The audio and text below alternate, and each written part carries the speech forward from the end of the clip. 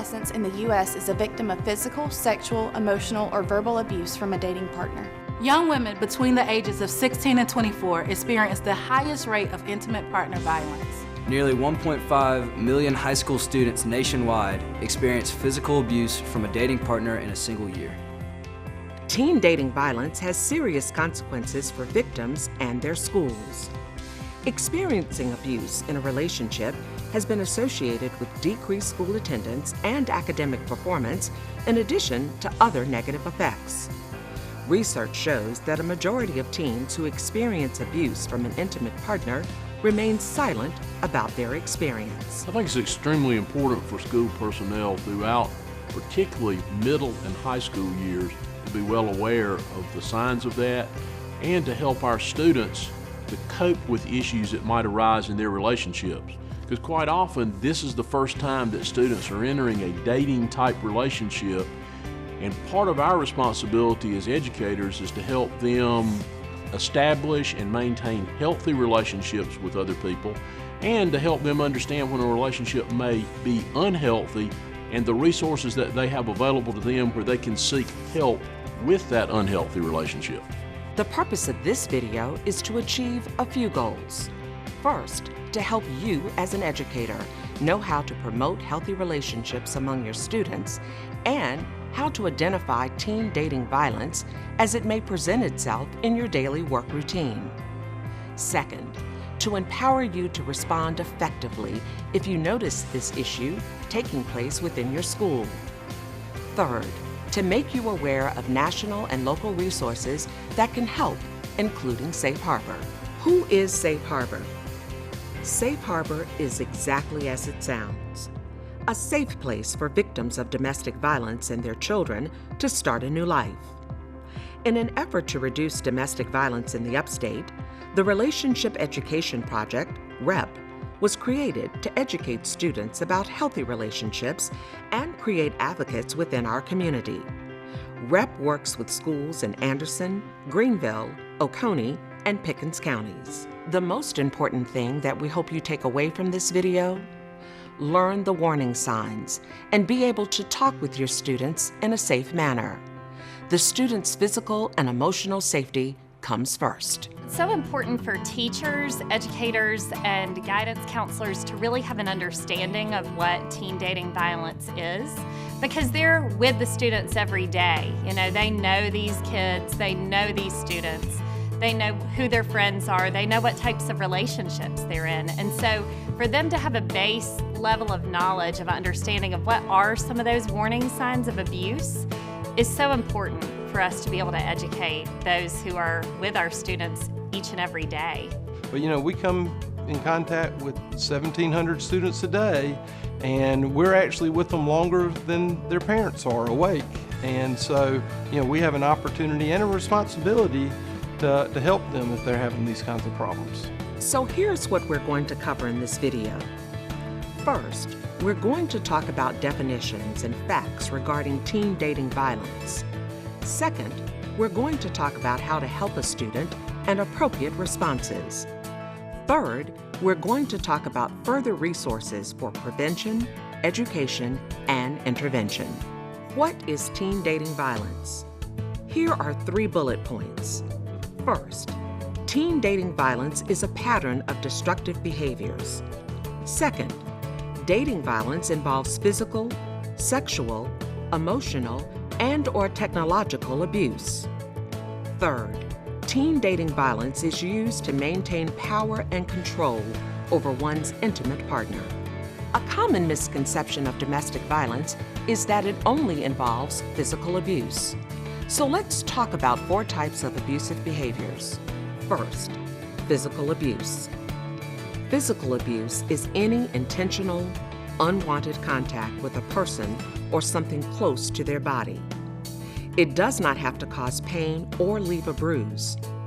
This could include, but is not limited to, hitting with an open or closed hand, restraining, blocking, strangulation, hitting with objects, grabbing, shoving, pushing, throwing, kicking, using weapons, burning, anything that harms or leads the victim to believe they could have been harmed.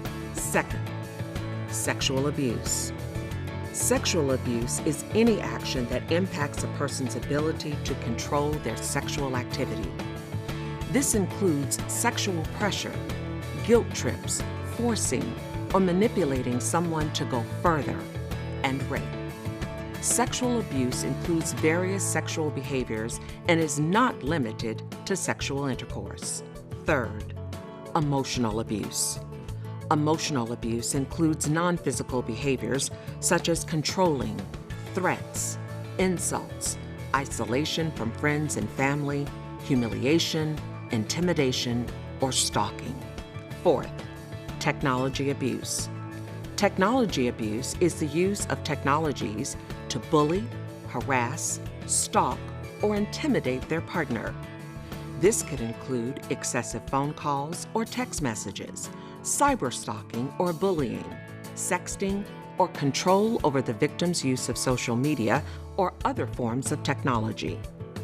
When we talk about technology violence, we're talking about the forms of violence that you would find under emotional abuse or sexual abuse, like control or harassing or stalking or intimidating a partner. Those aren't necessarily new things. What is new is the way that they're happening. It's a totally unique experience that today's teens are experiencing through technology. Now that we've defined teen dating violence, let's look at how it can play out in a relationship by looking at the power and control wheel. If you look at it, you will see power and control in the center. As you look around the spokes in the wheel, you will see the behaviors used by the abuser to gain control over the victim. As the behaviors in the spokes of the wheel become less effective for the abuser, he or she may turn to more dangerous and potentially lethal avenues to maintain that control. Thus, you see on the outer part of the wheel, physical and sexual violence. It is just a diagram of what makes domestic violence work. It's about power and control, and there is it's a diagram of a wheel, and at the very hub of the wheel is power and control. And then outside the wheel are behaviors that feed the power and control. And when we show that to victims for the first time, they're amazed, and they start looking at the behaviors and say, well, my husband does that, or my boyfriend does that, or many times my girlfriend does that.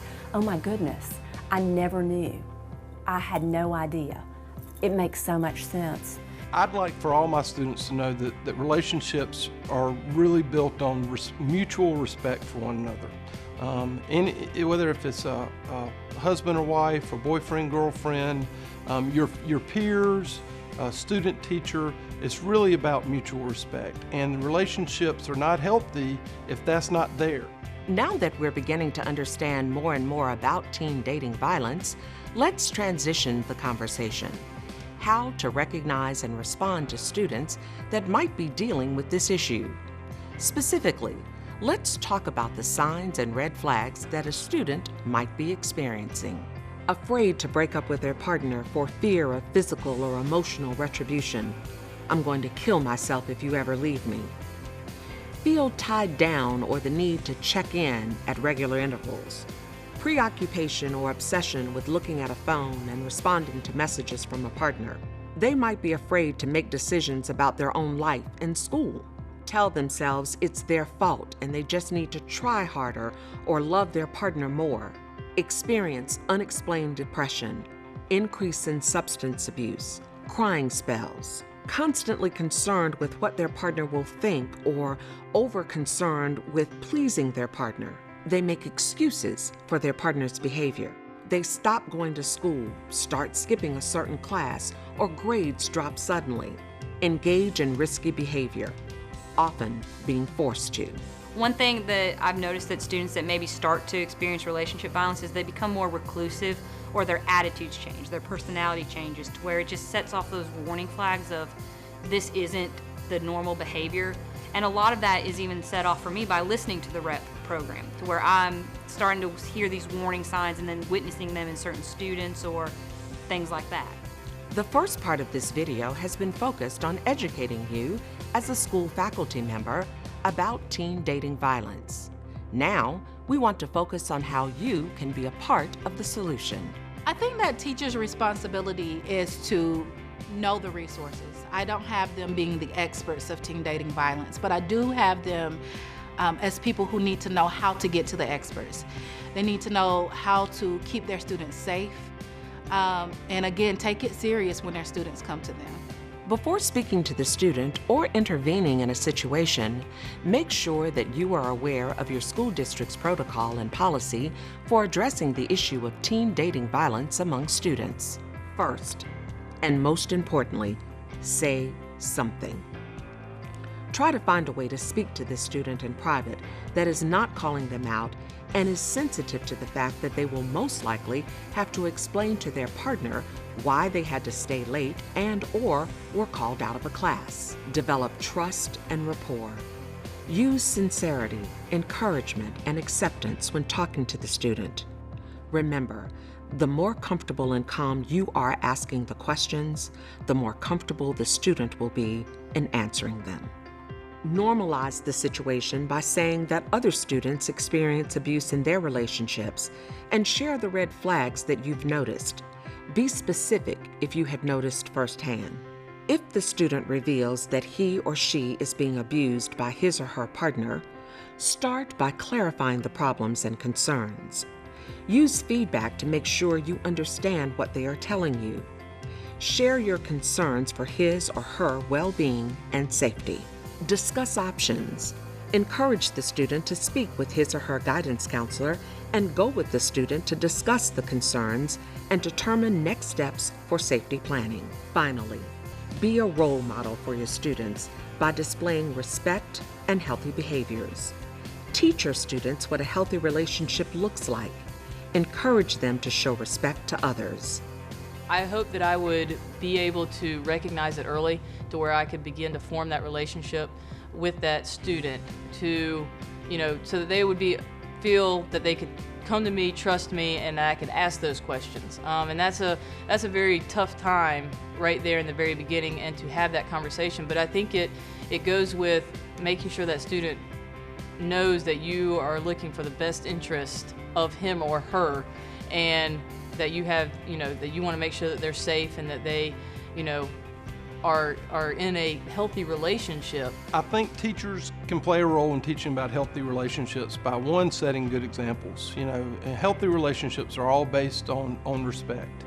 And, if we demonstrate how to be respectful to one another as educators, how to be respectful to teachers and respectful to students and our fellow teachers, this sets a good example for kids. But life is all about relationships. This is, we have relationships at school, we have relationships at home, you have relationships at work. Kids need to have these skills if they're going to have healthy, productive, successful lives. And so, this is one of the fundamentals just of life, is being able to be in sound relationships with others. Now that we've talked about recognizing and responding to teen dating violence, let's talk about some further resources surrounding the issue of dating and domestic abuse. If a student or someone else you know is interested in speaking with Safe Harbor, here are the basic services that we can offer. Safe Harbor serves the 4-county region in the upstate of South Carolina, including Greenville, Anderson, Oconee, and Pickens counties. First and foremost, we have a crisis line available 24/7. Here's our phone number, 1-800-291-2139.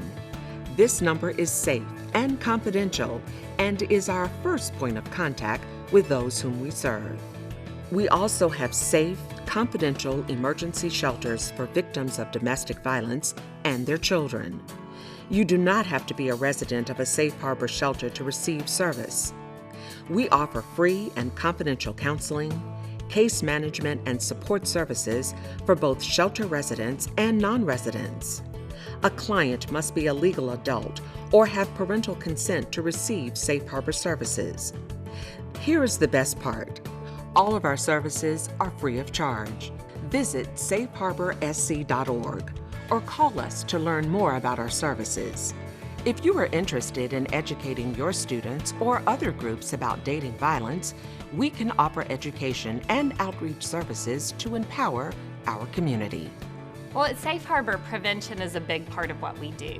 So it's not just our job to put a Band-Aid on domestic violence that's already happening and help those that are already experiencing the issue. Of course, that's very important.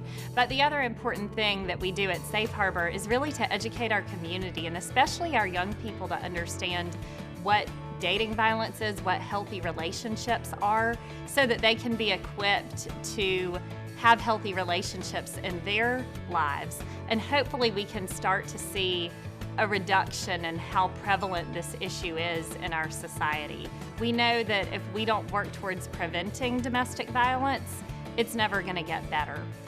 So not only do we need to intervene in situations that are already happening, but we've got to prevent those situations from happening in the first place. Safe Harbor's Relationship Education Program, REP, is an educational program for high school and middle school students.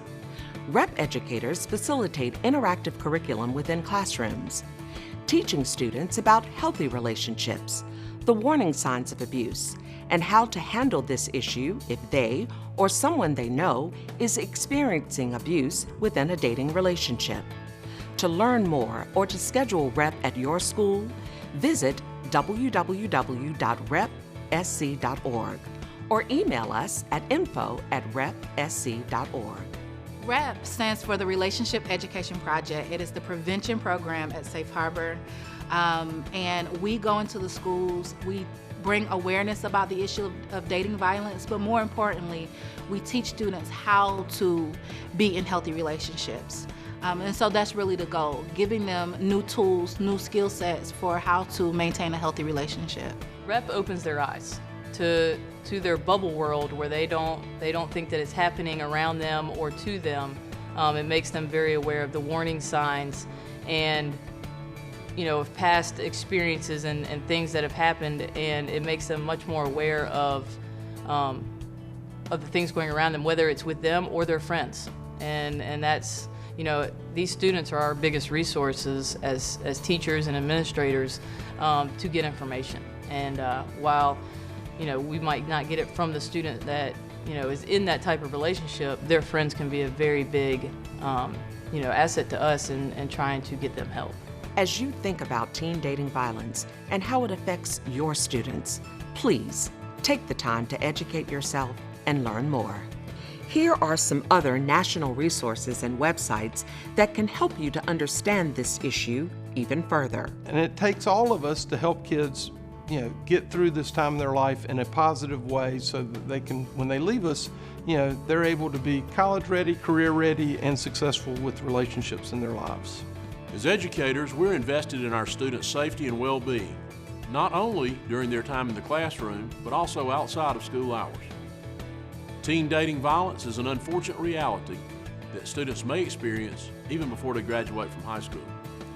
With the knowledge and understanding of this issue, as well as consistent protocols and policies within our school district to address teen dating violence, we as educators can play an important role in keeping our students safe.